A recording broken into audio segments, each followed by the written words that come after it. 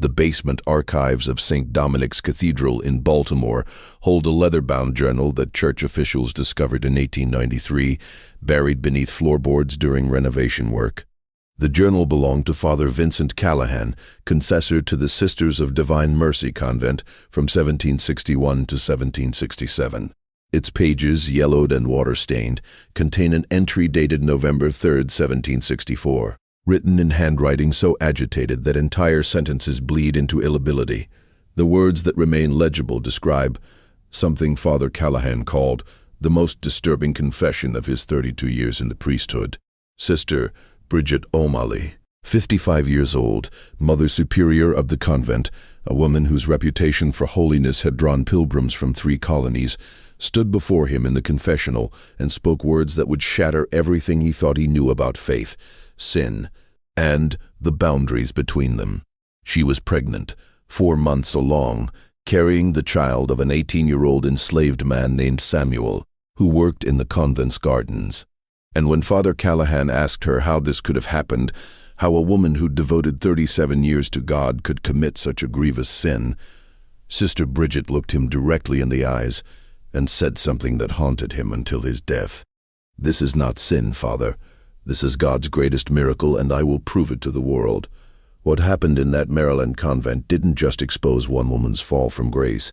It revealed a web of secrets, manipulation, and desperate faith that reached from the poorest enslaved quarters to the Archbishop's palace in Philadelphia. Tonight, we're opening that sealed journal and telling the story that the Catholic Church spent decades trying to erase. The year 1764 marked a peculiar moment in colonial Maryland's history. The colony had been founded by Catholics seeking refuge from English persecution, but by the 1760s, Protestant settlers outnumbered Catholics 3-1, and anti-Catholic sentiment ran high. The Sisters of Divine Mercy convented in this hostile environment like a fortress of the old faith. Its stone walls and iron gates, separating 23 nuns from a world that increasingly viewed them with suspicion. The convent occupied 12 acres on the outskirts of Baltimore, far enough from the city center to maintain isolation, close enough to serve the Catholic families who still clung to their faith despite mounting pressure to convert. The main building, constructed in 1739, rose 3 stories high, its gray stone facade broken by narrow windows that looked more like defensive slits than sources of light. Behind the main structure stood the chapel, the dormitories, the kitchen house, and at the far edge of the property, barely visible from the main buildings, the quarters where 11 enslaved people lived and worked, maintaining the gardens, kitchens, and physical infrastructure that kept the convent functioning. Sister Bridget Ali had arrived from Ireland in 1727, a 17-year-old girl fleeing famine and hopelessness, seeking purpose and religious devotion. She'd taken her final vows in 1730 and had spent the next 34 years rising through the convent's hierarchy through sheer force of will and unshakable faith. By 1764, as Mother Superior, she controlled every aspect of convent life with precision that bordered on obsession. The other sisters whispered about her, not from malice, but from awe. Sister Bridget seemed to need no sleep, appeared in the chapel at all hours, prayed with an intensity that left her trembling and drenched in sweat, spoke with such certainty about God's will that questioning her felt like questioning divine authority itself. She was not a kind woman, not in any conventional sense. She believed that suffering purified the soul, that comfort bred weakness, that the path to God required constant discipline and denial. The younger nuns learned quickly that Sister Bridget's approval came only through absolute obedience and tireless devotion. She assigned the most difficult tasks, enforced the strictest fasting schedules, and showed no sympathy for illness or exhaustion. Yet, despite this harshness, or perhaps because of it, the convent thrived under her leadership. Wealthy Catholic families sent their daughters there for education. The sick came seeking the nuns' herbal medicines.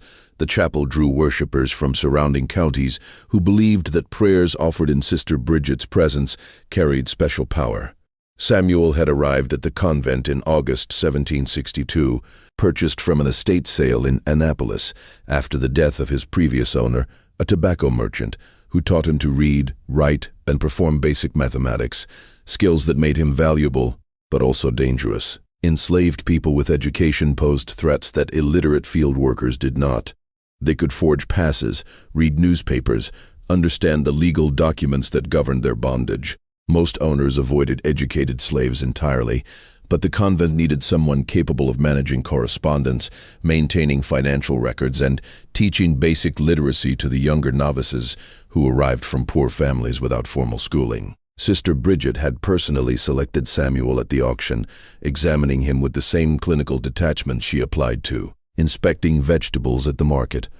She asked him to read a passage from the Bible, write a sentence in clean script, and calculate the sum of 3 large numbers.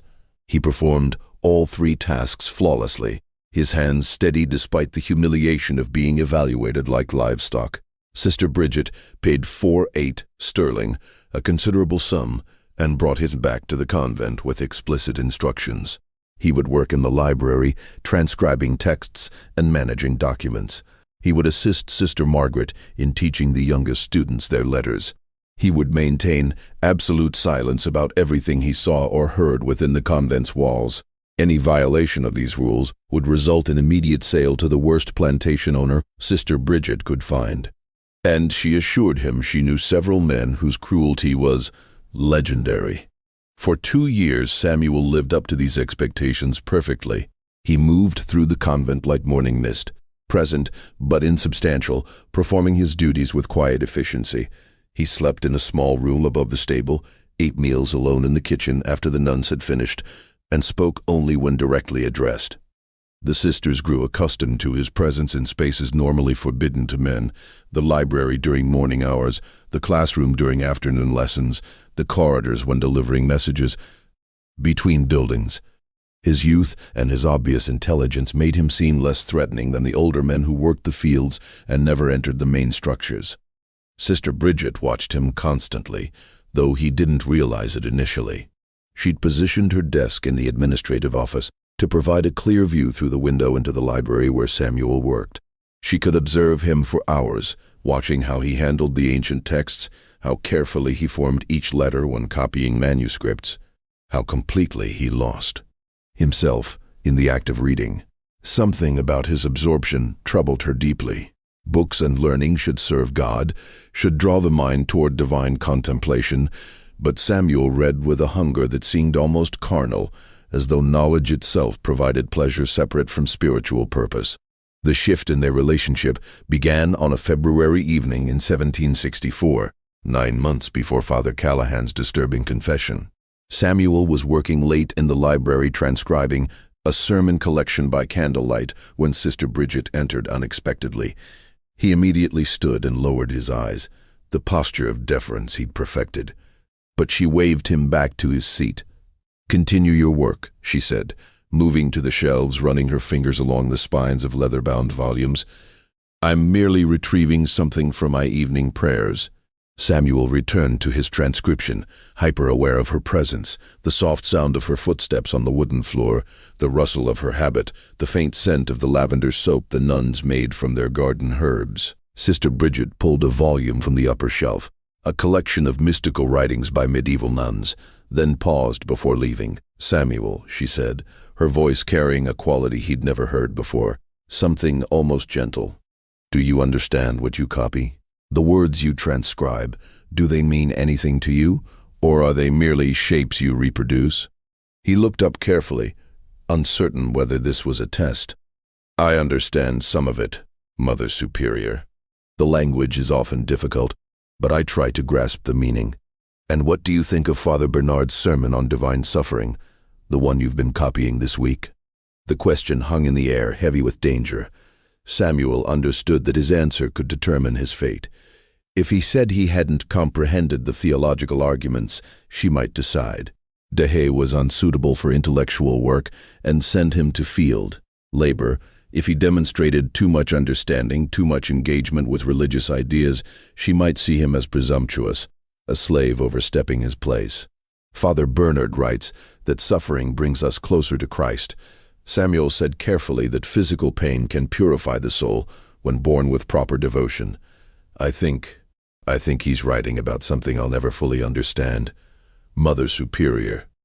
I've known suffering of a different kind, the suffering of bondage. But I don't think that's what he means. Sister Bridget studied him for a long moment, her gray eyes unreadable in the candlelight. Perhaps not, she said finally. Or perhaps all suffering serves God's purpose, even the suffering we inflict upon each other. Even the suffering that seems most unjust. She left, then taking the book with her, leaving Samuel alone with his transcription and a growing sense that something had changed, though he couldn't identify what or why. Over the following weeks, these evening encounters became routine. Sister Bridget would enter the library while Samuel worked, ostensibly to retrieve books, but actually to ask him questions. What did he think of various theological concepts? How did the scripture passages he copied strike him? Did he believe in miracles? Had he ever experienced anything he couldn't explain through natural means? Samuel answered as honestly as he dared, navigating the treacherous space between appearing too ignorant and too educated. He didn't understand why she was engaging with him this way. Mother Superiors didn't have philosophical discussions with enslaved workers. They certainly didn't seek their opinions on matters of faith. But Sister Bridget seemed genuinely interested in his thoughts, and Samuel found himself looking forward to these strange conversations, even as they frightened him. The turning point came on a May evening, unusually warm for Maryland spring. Samuel was alone in the library, organizing correspondence when Sister Bridget entered and closed the door behind her, something she'd never done before. The sound of the latch clicking into place sent ice through Samuel's veins. "I need to speak with you about something of grave importance," Sister Bridget said, her voice low and urgent. "What I'm about to tell you must remain absolutely confidential. Do you understand? Your life depends on your silence." Samuel's hands trembled as he set down the papers he'd been sorting. "Yes, Mother Superior, I understand." Sister Bridget moved to the window, looking out at the darkening gardens. When she spoke again, her words emerged slowly, as though each one caused her pain. "For 37 years I have served God with every fiber of my being. I have denied myself every comfort, every pleasure, every human desire. I have fasted until my body weakened. I have prayed until my knees bled. I have done everything the Church requires and more, and in return, I asked God for one thing, only one thing, a sign, proof that my devotion mattered, that my suffering served some purpose beyond mere obedience to institutional rules. Do you know what God's silence feels like, Samuel? When you pray for decades and hear nothing, when you beg for one small confirmation that you've not wasted your entire life and the heavens remain empty?" Samuel didn't answer. He sensed that these weren't really questions directed at him, but rather thought Sister Bridget was speaking aloud. "Possibly for the first time 3 months ago," she continued. "Still facing the window, I had a dream so vivid that when I woke I couldn't immediately distinguish it from waking reality. In the dream, an angel appeared in my cell and told me that God had heard my prayers, that I had been chosen for a great purpose, that I would bear witness to divine power in a way that would challenge everything the Church claims to believe about miracles and faith. The angel told me I would conceive a child, a holy child born from devotion rather than sin, and that this child would prove that God's power extends beyond the narrow understanding of corrupt institutions." She turned then, and Samuel saw tears streaming down her face, something he'd never witnessed in all the time he'd known her. "I am 55 years old. My courses stopped 7 years ago. I am barren by every natural measure. Yet the dream felt more real than this room, more certain than any scripture I've ever read. And Samuel, I believe God sent me that dream for a reason." Samuel's heart hammered so hard he thought it might break through his chest. He understood now where this conversation was leading, and the knowledge terrified him beyond anything he'd ever experienced. "Mother Superior," he said, forcing his voice to remain steady. "Dreams can deceive. They can come from our own desires rather than from God. You should speak to Father Callahan about this, not to me." "I've tried speaking to Father Callahan," Sister Bridget said, her voice hardening. "I've tried speaking to the Archbishop. They tell me the same thing you just did, that I'm an old woman experiencing delusions, that I should accept my barrenness as God's will. But they're wrong. I know they're wrong, because the dream has returned every night for 3 months. The same angel, the same message, the same absolute certainty. God is testing my faith, Samuel. He's asking whether I believe him capable of working miracles outside the church's approved channels. She moved closer, and Samuel forced himself not to retreat. I've studied the scriptures extensively. I've read theological texts the church keeps locked away from ordinary believers, and I've learned something, too. Bishops don't want acknowledged. Miracles require human participation. When God performed wonders in the Bible, he always used human vessels: Moses' staff, Elijah's mantle, Mary's womb. God doesn't work in pure abstraction. He works through flesh and blood, through people willing to surrender themselves to divine purpose. Mother Superior, please, Samuel whispered. Don't ask what I think you're about to ask. I can't. We both know what would happen to me if anyone discovered. No one will discover anything. Sister Bridget interrupted, her voice taking on the commanding tone he'd learned to fear. Because this won't be sin. This will be a woman making herself available to God's will, and a young man choosing to participate in something sacred rather than something shameful. I'm not asking you to defile me, Samuel. I'm asking you to help me prove that God's power exceeds human limitations, that faith can overcome every biological impossibility. Samuel stood, his chair scraping loudly against the floor. I can't be part of this.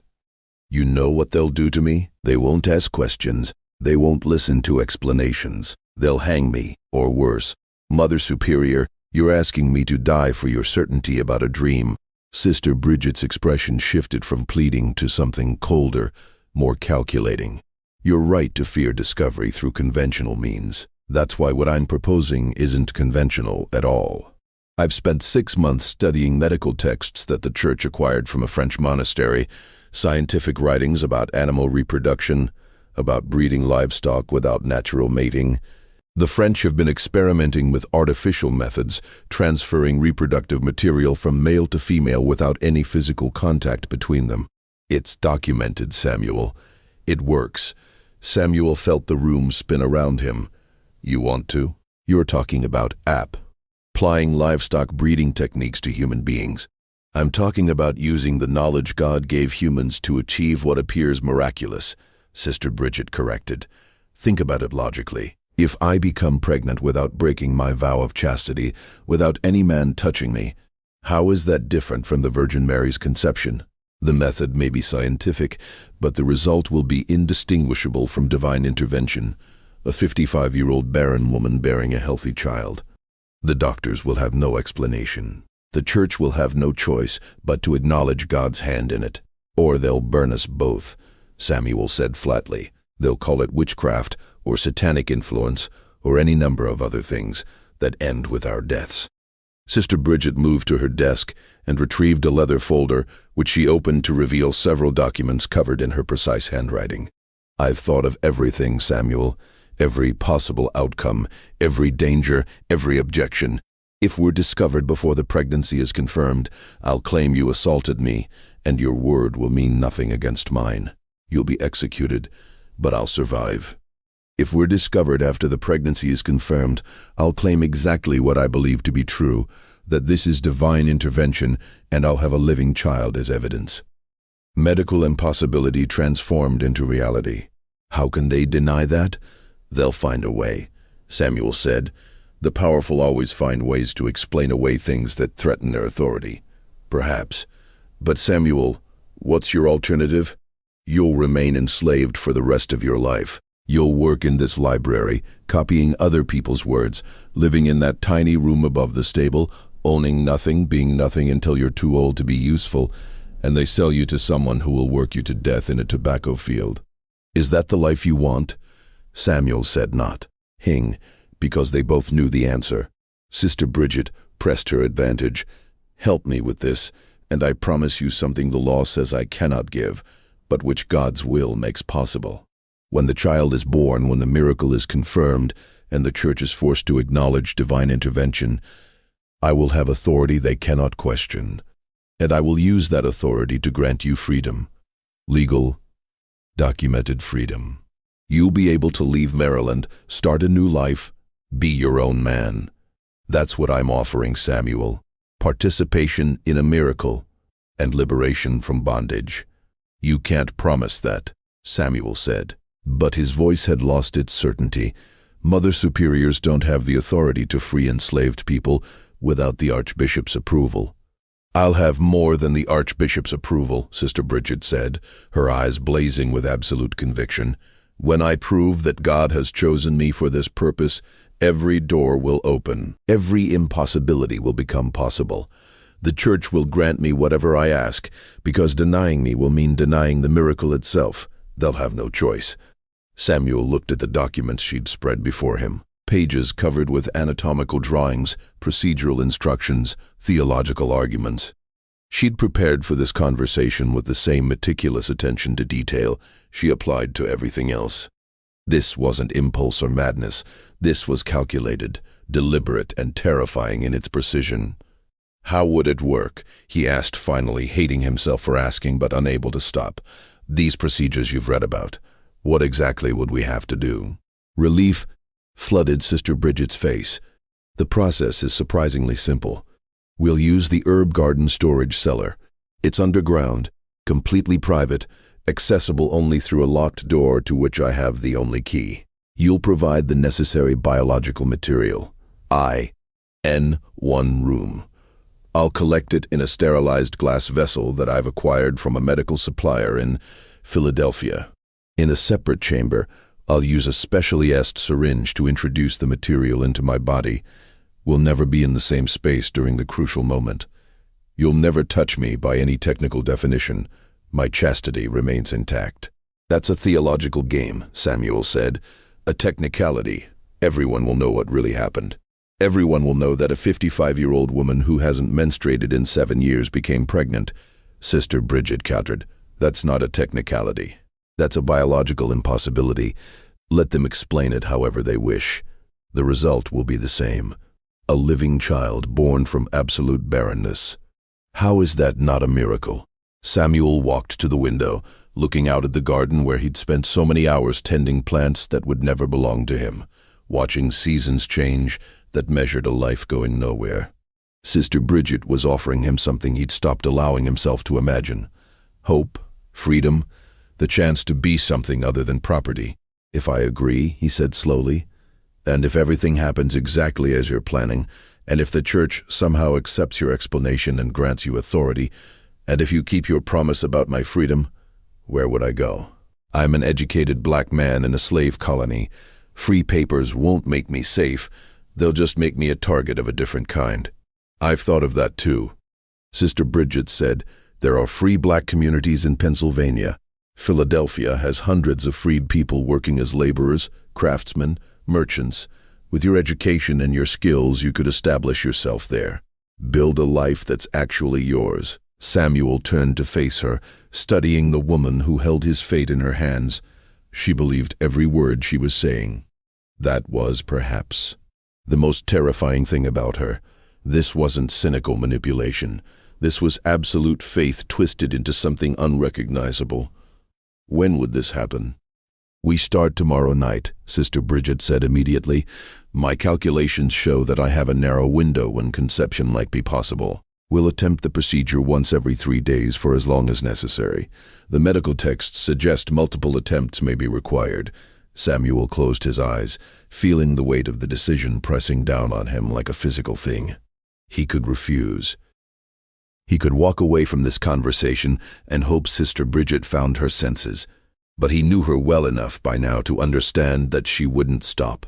If he refused, she'd find someone else, some other desperate man she could manipulate with promises and threats, and Samuel would remain exactly where he was, trapped in a life that wasn't really life at all. "God help us both," he whispered. "I'll do it." The herb garden storage cellar had been built decades earlier to keep roots and dried plants cool during the summer months. Its thick stone walls and underground location maintained steady temperatures year-round, making it ideal for preserving medicinal supplies. The cellar consisted of 2 chambers connected by a narrow passage. Both rooms, small and windowless, lit only by whatever candles or lamps were brought down the steep stairs. No one used the cellar regularly anymore. The nuns had built a new storage facility closer to the kitchen house, leaving this older structure abandoned, except for occasional visits to retrieve forgotten items. Sister Bridget had cleaned both chambers thoroughly, removing cobwebs and dust, arranging candles on shelves, and bringing down the materials she'd acquired over the previous months. Medical instruments purchased from suppliers who asked no questions. Glass vessels, LS sterilized with boiling water, clean linens, anatomical diagrams she'd copied from the French medical texts. She'd transformed the abandoned cellar into something between a laboratory and a chapel, a space where science and faith would merge into something entirely new. The first attempt took place on May 18, 1764. Just after midnight, when everyone else slept, Samuel descended the cellar stairs with hands that wouldn't stop shaking, carrying a single candle that cast wild shadows on the stone walls. Sister Bridget was already there, wearing not her habit, but a simple white shift, her long gray hair unbound for the first time he'd ever seen. She looked both younger and older, somehow more human, but also more frightening. She explained the procedure again with clinical detachment, pointing to the two chambers, showing him the glass vessel he would use, describing exactly what she needed him to do. Samuel listened, feeling heat rise to his face despite the cellar's coolness. The entire situation was so bizarre, so far beyond any experience he'd ever imagined, that his mind struggled to process it as reality. "I'll be in the far chamber," Sister Bridget said, her voice steady and matter-of-fact. "You'll remain here. When you've completed your part, leave the vessel on that shelf and go directly back to your room. Don't wait. Don't speak to me. Simply leave and we'll never discuss what happened here. This is a medical procedure, Samuel. Nothing more, nothing less. Do you understand?" Samuel nodded, because he couldn't trust his voice. Sister Bridget took the candle she'd brought and moved into the connecting passage, disappearing from view. Samuel stood alone in the first chamber, staring at the glass vessel on the wooden table, and wondered what series of choices had brought him to this moment. How many small decisions, how many acts of survival, how many compromise. Cess, with reality, had built the path that led to this underground room where he would participate in something that might be miracle or madness or both. He completed the task Sister Bridget had assigned, placed the vessel where she'd instructed, and left the cellar without looking back. He climbed the stairs into the warm night air, crossed the garden to the stable, and lay awake until dawn, listening to his heart hammer against his ribs. They repeated the procedure 3 days later, then 3 days after that, each time following the same pattern, silent descent into the cellar.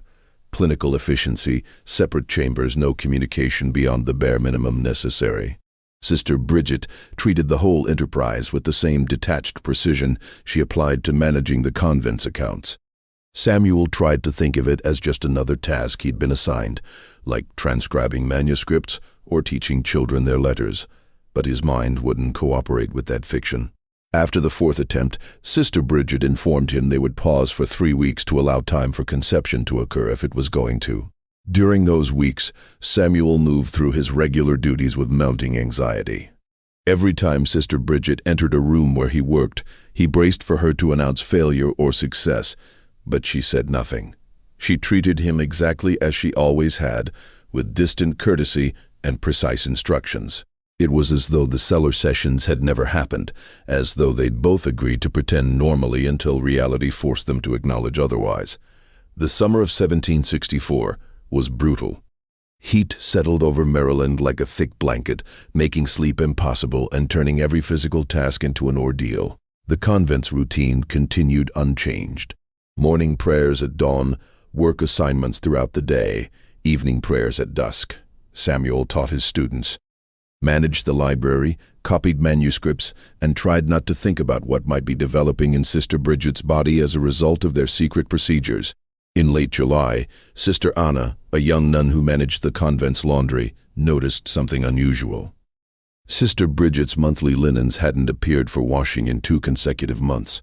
Sister Anna mentioned this casually to Sister Margaret, who taught alongside Samuel in the schoolroom, and Sister Margaret dismissed it immediately. Sister Bridget was 55 years old. Her courses had stopped years ago. Sister Anna must have confused the laundry schedule or misplaced some items, but Sister Bridget's linens were definitely absent. By August, Other sisters began noticing changes. Sister Bridget's face looked fuller somehow. She'd always been gaunt, her aesthetic lifestyle leaving her thin and angular, but now there was a softness to her features that hadn't been there before.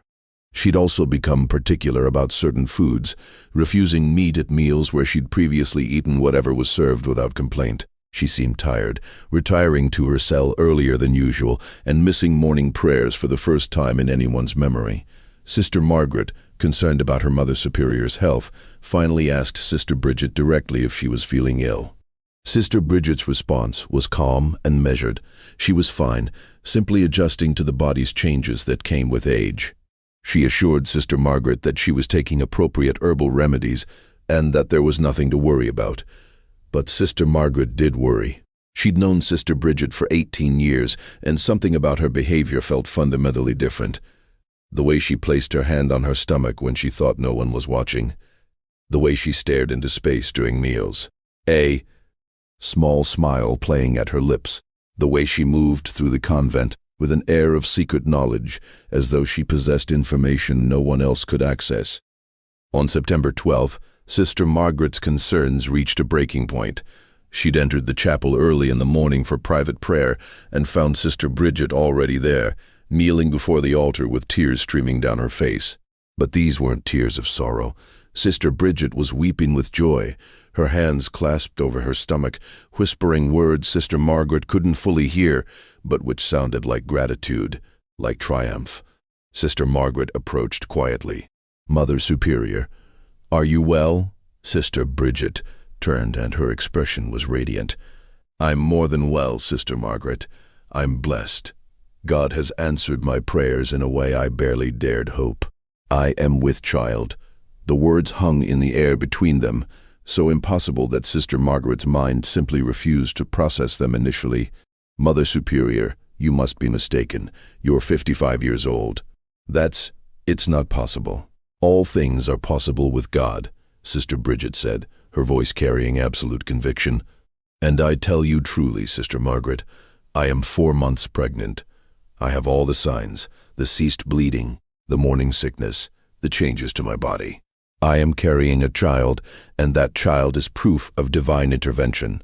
Sister Margaret felt the floor tilt beneath her. "Mother Superior, please, if you're experiencing these symptoms, they could indicate illness, a tumor perhaps, or some other condition that mimics pregnancy. We need to send for a physician immediately." "I will see a physician when the time is right," Sister Bridget said calmly. "But, Sister Margaret, you must understand something. This is not illness, this is miracle. And when I reveal it to the world, everything will change. For me, for this convent, everyone who's ever doubted that God still performs wonders in our modern age." Sister Margaret backed away slowly, her mind racing. She needed to tell someone. But who? Father Callahan, the Archbishop. If Sister Bridget was truly pregnant, the implications were catastrophic. If this was delusion or illness manifesting as false belief, that was perhaps even worse. Mother Superiors who lost touch with reality couldn't continue leading communities. She left the chapel without responding, went directly to her cell, and wrote an urgent letter to Father Callahan, who visited the convent twice weekly to hear confessions and celebrate Mass. The letter, preserved in the Baltimore Diocese and Archives, reads in part, "Father, something is gravely wrong with Mother Superior. She claims to be pregnant, speaks of miracles and divine intervention, and shows no awareness of how impossible her claims are. I fear her mind has been affected by illness or perhaps by excessive fasting and prayer. Please come immediately. This cannot wait until your scheduled visit." Father Callahan received the letter that afternoon and arrived at the convent before sunset. He found Sister Bridget in her administrative office, calmly working through correspondence as though nothing unusual had occurred. When he asked to speak with her privately, she agreed immediately and dismissed Sister Margaret, who'd been hovering nearby with obvious concern. "Sister Margaret tells me you've made a rather extraordinary claim," Father Callahan began carefully. "She says you believe yourself to be pregnant." "I don't believe, Father. I know," Sister Bridget replied. "My body tells me what my faith already confirmed. God has chosen me to demonstrate his power to a world that has forgotten how to recognize miracles when they occur. Father Callahan, who'd been a priest for 32 years and thought he'd heard every vow, variety of confession, delusion, and spiritual crisis possible, found himself genuinely shocked. Sister Bridget, you understand that pregnancy at your age, given your circumstances, would be medically impossible. Medically impossible. Exactly, Sister Bridget said, leaning forward with intensity. That's precisely the point, Father. When something medically impossible occurs, we call it a miracle. When a 55-year-old woman who hasn't menstruated in 7 years, who has never broken her vows of chastity, bears a healthy child, how can anyone deny God's direct intervention? Sister, Father Callahan said, his voice gentle but firm, I think you need to see a physician. These symptoms you're experiencing could have many natural explanations. Tumors can cause the body to produce hormones that mimic pregnancy. Certain illnesses can create similar effects. We must rule out medical conditions before drawing theological conclusions. I welcome examination by physicians, Sister Bridget said calmly. Let them confirm what I already know. But Father, I need you to understand something. I'm not delusional. I'm not ill. I am completely sound of mind and body. What's happening to me is real, and when the truth becomes undeniable, the Church will have to confront questions it has avoided for centuries. Can God work through scientific processes? Can miracles occur outside approved channels? Can a woman's faith be powerful enough to overcome biological limitations? Father Callahan felt ice settle in his stomach. Sister Bridget, has something happened that you need to confess?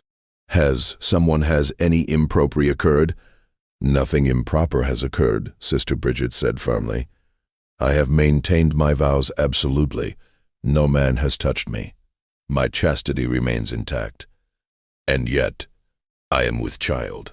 Draw whatever conclusions you wish, Father, but those are the facts. Father Callahan left that meeting deeply shaken. He immediately contacted the Archbishop's office in Philadelphia, describing the situation and requesting urgent guidance. The response came within a week. Sister Bridget was to be examined by a panel of physicians immediately. If pregnancy was confirmed, a full investigation would be launched. If she was not pregnant, she was to be removed from her position as Mother Superior and placed under medical supervision until her mental state stabilized. 3 doctors arrived at the convent on September 28, 1764. Dr. William Harrison from Baltimore, known for his expertise in women's health. Dr. Thomas Whitmore from Philadelphia, who'd studied medicine in Edinburgh and specialized in difficult diagnosis. Dr. Robert Chen, whose family had immigrated from China and who brought knowledge of medical traditions unfamiliar to most colonial physicians. All 3 were known for discretion in sensitive matters, and all 3 understood that their findings would have implications far beyond simple medical diagnosis. They examined Sister Bridget separately, each conducting his own assessment before conferring. The examination took place in the convent's medical room, with Sister Margaret present as chaperone. Sister Bridget submitted to the process with calm dignity, answering questions about her symptoms, her medical history, and her certainty about the pregnancy. When the 3 physicians met afterward to compare findings, their conclusions were unanimous and deeply troubling.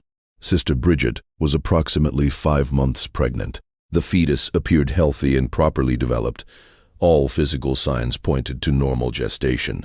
By every medical measure they possessed, this 55-year-old woman who claimed 7 years of amenorrhea was carrying a viable child. Dr.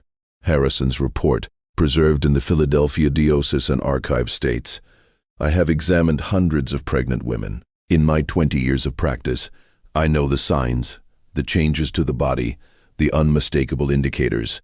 Sister Bridget Ali is pregnant. I cannot explain how this is possible given her age and reported medical history, but the evidence is irrefutable. This presents not only a medical mystery, but a situation requiring immediate ecclesiastical attention. When Father Callahan received the physician's reports, he sat in his rectory office for nearly an hour, staring at the documents before finally writing the confession that would haunt him for the rest of his life. The entry in his journal, dated October 3rd, describes his state of mind. I have devoted my life to God's service, believing that faith and reason could coexist peacefully. But this situation challenges everything I thought I understood.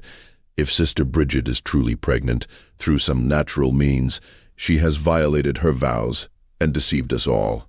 If she is pregnant through supernatural intervention, then God has chosen the most disturbing possible method to demonstrate his power. Either way, I fear what comes next. What came next would tear the convent apart and force everyone involved to confront the terrible space between miracle and manipulation, between divine will and human desperation. The Archbishop arrived from Philadelphia on October 7th, traveling in a covered carriage that reached the convent just before dawn. Archbishop Edmund Cartwright was 63 years old, a man who'd spent 4 decades navigating the treacherous waters of Catholic leadership in Protestant-dominated colonies. He'd survived accusations of disloyalty during the French and Indian War, maintained the Church's influence despite mounting anti-Catholic legislation, and built a reputation for pragmatic leadership that prioritized institutional survival above all else. But nothing in his long career had prepared him for the situation waiting. At the Sisters of Divine Mercy Convent, he brought with him Father Thomas Brennan, a Jesuit known throughout the colonies for his skill in what the Church delicately called difficult interrogations. Father Brennan had a gift for extracting truth from people who preferred to keep secrets, a combination of psychological insight and relentless patience that wore down even the most determined resistance. If Sister Bridget was hiding something, Father Brennan would uncover it. The initial meeting took place in the convent's administrative office, with Sister Bridget seated across from the Archbishop, Father Callahan standing near the door, and Father Brennan taking notes at a small desk positioned to observe Sister Bridget's face clearly. The Archbishop began with deceptive gentleness, asking about her health, her duties, her years of service. Sister Bridget answered each question calmly, her hands folded in her lap, her expression serene. "The physicians tell me you're pregnant," the Archbishop said, finally abandoning pretense. 5 months along, a healthy pregnancy proceeding normally. "Sister Bridget, you're 55 years old. You've lived in religious community for 37 years. You took final vows of chastity before most of the women in this convent were born. How do you explain this?" "I explain it as God's direct intervention in my life," Sister Bridget said simply. "I prayed for a sign that my devotion mattered, that my years of service meant something beyond empty ritual. God answered by making the impossible possible. I am barren by every natural measure, yet I carry life within me. What other explanation exists except divine miracle?" Father Brennan spoke for the first time, his voice carrying a quality that made everyone in the room uncomfortable. "Sister, miracles in church history follow certain patterns. They involved divine announcement. They serve clear theological purposes, and they're witnessed by multiple people. The Virgin Mary had the angel Gabriel. She had Joseph, Elizabeth, the shepherds, the wise men. Your claimed miracle has none of these elements. You experienced a private dream. You told no one until pregnancy was undeniable. You're asking us to accept that God chose to work in complete secrecy, leaving no witnesses, no corroboration, no theological clarity. Doesn't that strike you as—" "The Blessed Virgin's pregnancy was also met with skepticism," Sister Bridget countered. "Joseph planned to divorce her quietly. People assumed she'd been unfaithful. Only later, after Christ's ministry, did the miracle become widely accepted. Perhaps my situation follows the same pattern. Initial doubt followed by eventual recognition of divine purpose. The difference," Archbishop Cartwright said coldly, "is that Mary was a young virgin betrothed to be married. You're a 55-year-old nun who took perpetual vows. The theological implications are entirely different. If God wanted to demonstrate his power, why choose a method that so closely resembles ordinary sin? Why not perform an unambiguous miracle that leaves no room for scandalous interpretation?" "Perhaps because unambiguous miracles require your faith," Sister Bridget said. "Perhaps God is testing whether the Church can recognize his work even when it appears in unexpected forms. You want miracles that fit comfortably within established doctrine, but God isn't comfortable, Your Excellency. God is dangerous and unpredictable. He works through burning bushes, through floods that destroy the world, through his own Son's brutal execution. Why should his intervention in my life be any less disturbing?" The Archbishop's face flushed red. You're not comparing yourself to Moses or Noah or Christ. I'm comparing my situation to every instance in Scripture where God acted in ways that challenged human understanding, Sister Bridget replied calmly, and I'm noting that in each case religious authorities initially resisted, denied, and condemned before eventually being forced to acknowledge truth. Father Brennan set down his pen carefully. Sister Bridget, I'm going to ask you a direct question, and I expect a direct answer. Has any man had sexual contact with you? Any man at all under any circumstances? No. Have you been alone with any man during the period when conception would have occurred? Sister Bridget hesitated for just a fraction of a second, barely noticeable, but Father Brennan caught it. He leaned forward. Sister, that pause concerns me. Have you been alone with any man? I'm alone with Father Callahan during confession, Sister Bridget said. I'm occasionally alone with male merchants who deliver supplies. Samuel, who works in our library, is sometimes present when I'm working in adjacent rooms. But if you're asking whether any impropriety has occurred, the answer is absolutely not. Father Brennan made a note underlining something twice. Tell me about Samuel. How long has he worked here? 2 years, since August 1762. And what are his duties? He manages the library, transcribes documents, assists with teaching basic literacy to younger students. He's educated, which makes him valuable for intellectual work. How educated? He can read, write, and perform mathematical calculations. His previous owner taught him these skills, and you're often in his presence. He works in the library. I sometimes work in the adjacent administrative office. We're separated by a doorway and considerable distance. If you're suggesting something improper, you're mistaken. Samuel is enslaved property. He follows instructions. There's nothing between us except the normal relationship between owner and worker. But Father Brennan had caught something in her voice when she said Samuel's name, a slight softening that hadn't been present before. He made another note and changed tactics. Sister, medical science tells us that pregnancy at your age, particularly after years of amenorrhea, is extraordinarily rare. Not impossible, but extremely unlikely. However, it does occasionally occur through natural means when conditions align properly. Are you certain there's no natural explanation for your pregnancy? I'm certain that 3 physicians confirmed my age, my medical history, and the biological improbability of conception, Sister Bridget said, and I'm certain that what's improbable by natural means becomes miraculous when it occurs anyway. Whether you call it rare natural occurrence or divine intervention depends entirely on your willingness to see God's hand in the world. The interrogation continued for 6 more hours. Father Brennan circling back repeatedly to questions about her daily routine, her interactions with men, her understanding of when conception occurred. Sister Bridget maintained absolute consistency, never contradicting herself, never showing uncertainty. But Father Brennan noted every small hesitation, every slight change in tone, building a map of potential vulnerabilities he could exploit later. When the session finally ended, the Archbishop ordered Sister Bridget confined to her cell under constant supervision. She would not be allowed to interact with anyone except the sister assigned to monitor her, and she would remain isolated until the investigation concluded. Sister Bridget accepted this restriction without protest, as though she'd expected it. After she left the room, the Archbishop turned to Father Brennan. "What do you think?" "She's hiding something," Father Brennan said immediately. "The story about divine intervention is genuine belief. I think she truly believes God chose her for this purpose. But there's something else underneath. Something involving that enslaved man, Samuel, the way she said his name, the hesitation when I asked about being alone with men. She's constructed her miracle claim carefully, but she's left gaps in her defense. Then, find those gaps," the Archbishop ordered. "Interview everyone in this convent, examine every record, reconstruct her movements over the past 6 months. Someone knows something they haven't told us, and I want that information before this scandal spreads beyond these walls." The systematic investigation began the next morning. Father Brennan interviewed every nun individually, asking detailed questions about Sister Bridget's behavior, her schedule, any unusual activities they'd noticed.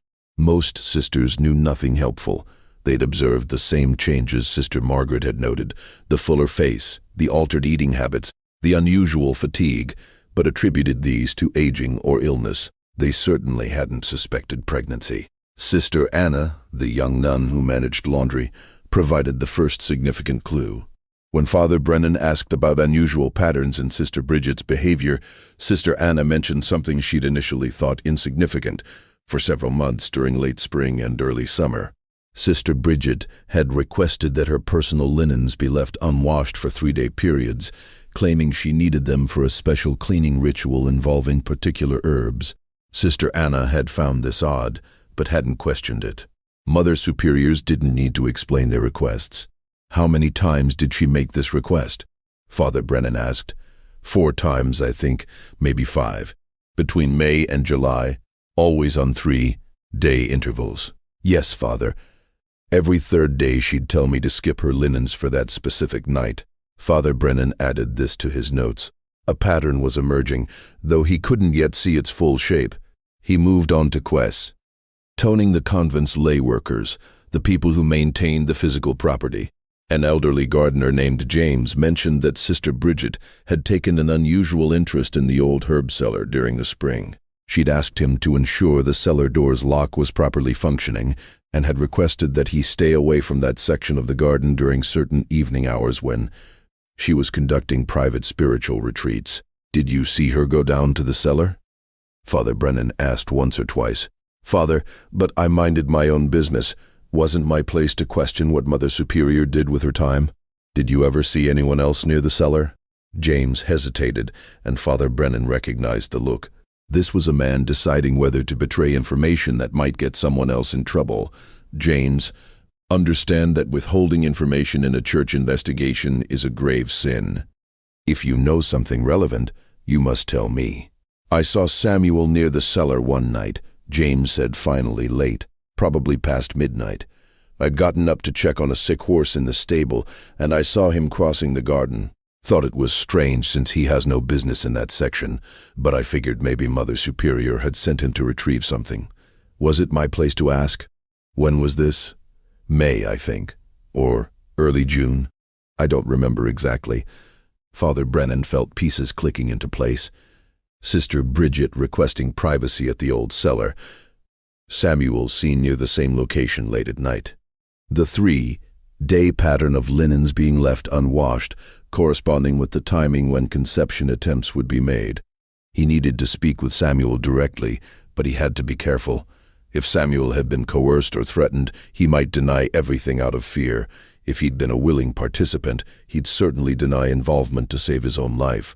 Father Brennan decided an indirect approach. He requested that Father Callahan bring Samuel to the administrative office under the pretense of needing help organizing church documents. When Samuel arrived, Father Brennan studied him carefully.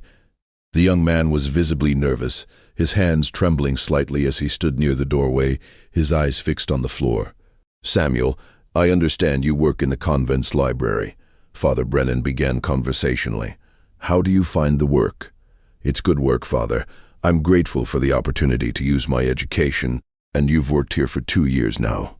Yes, Father. Since August 1762, you must interact with Sister Bridget fairly regularly, given that her office is adjacent to the library. Samuel's throat worked as he swallowed.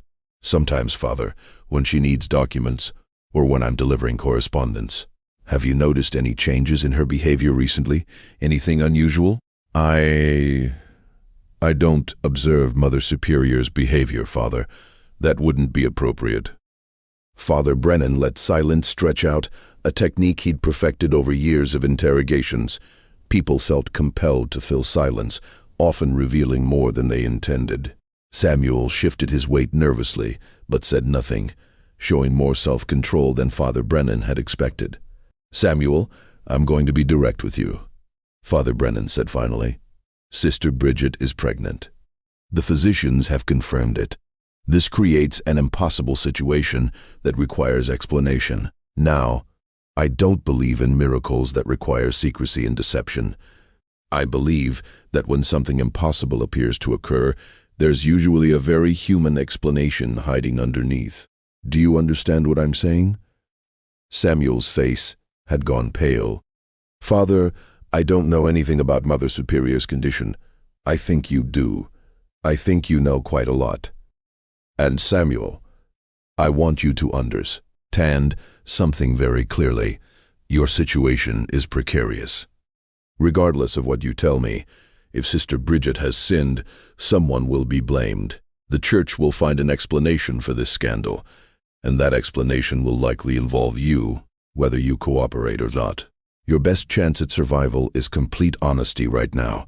Tell me the truth, and I'll do everything in my power to protect you.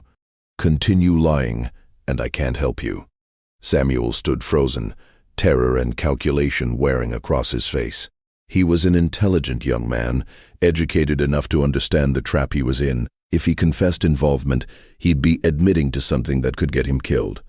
If he continued denying knowledge and the truth emerged anyway, he'd lose whatever protection honesty might provide. "Father," Samuel said, his voice barely above a whisper, "if I tell you what happened, will you promise that I'll be protected, that I won't be handed over to men who will kill me without asking questions?"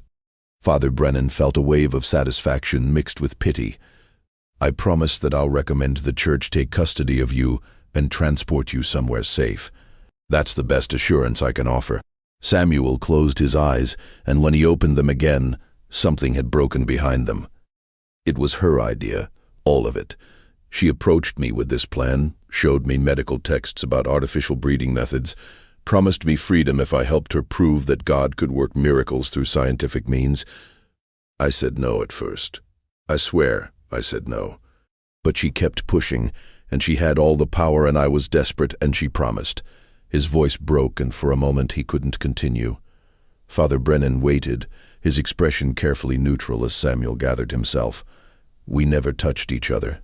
Samuel continued. "She made that very clear. It was all done separately using glass vessels and medica. Instruments in that old herb cellar where no one would see. She calculated everything perfectly, followed procedures from the French medical books she'd studied. 4 times we did it, spread over 3-day intervals. Then she told me to wait, to say nothing, to pretend it never happened. And I waited, hoping maybe it wouldn't work, hoping maybe the whole thing would just go away. But it didn't go away, did it? She's actually pregnant, and now everyone's going to think I forced myself on a nun, and they're going to kill me for something she orchestrated." Father Brennan had heard countless confessions in his career, but this one left him genuinely shaken.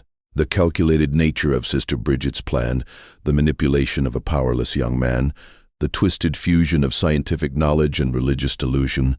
It was more disturbing than simple adultery would have been. This wasn't passion or weakness.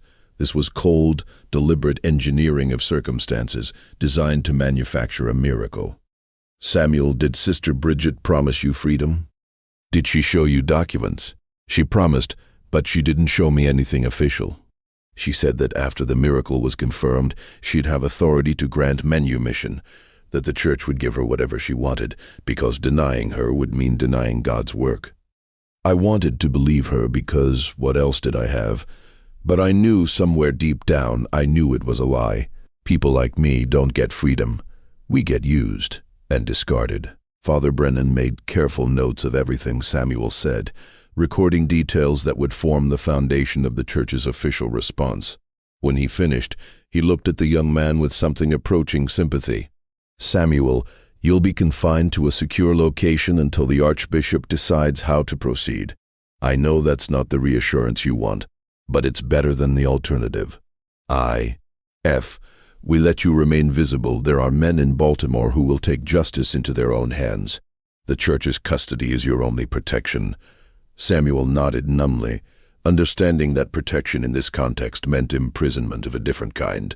Father Brennan summoned 2 trusted laymen to escort Samuel to a locked storage room in the convent cellar, not the herb cellar where the procedures had occurred, but a different, more secure space. They would guard him there until the Archbishop made final decisions about his fate.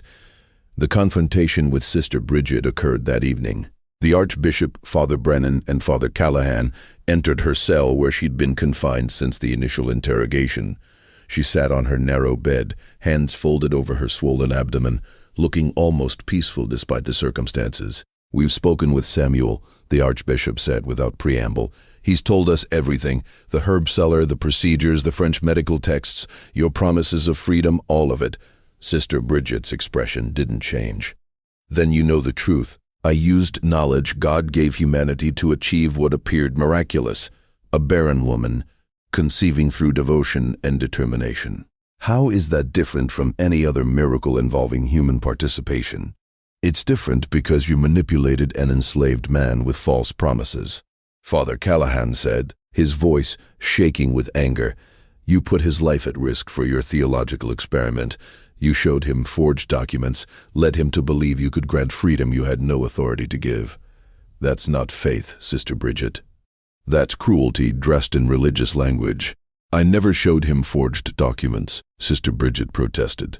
"I showed him my intention written clearly. I told him I would do everything possible to secure his freedom. I never claimed to have existing authority. I told him I would gain that authority through the miracle itself." "Semantics," the Archbishop spat. "You knew he was desperate. You knew he'd grasp at any hope, no matter how false. You exploited his powerlessness to serve your own need to feel specially chosen by God.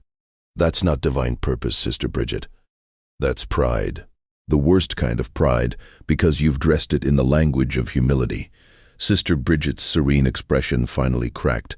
"I've served God for 37 years. I've denied myself everything. I've fasted until my body weakened. I've prayed until my knees bled. I've done everything the Church demanded and received nothing in return, except more demands.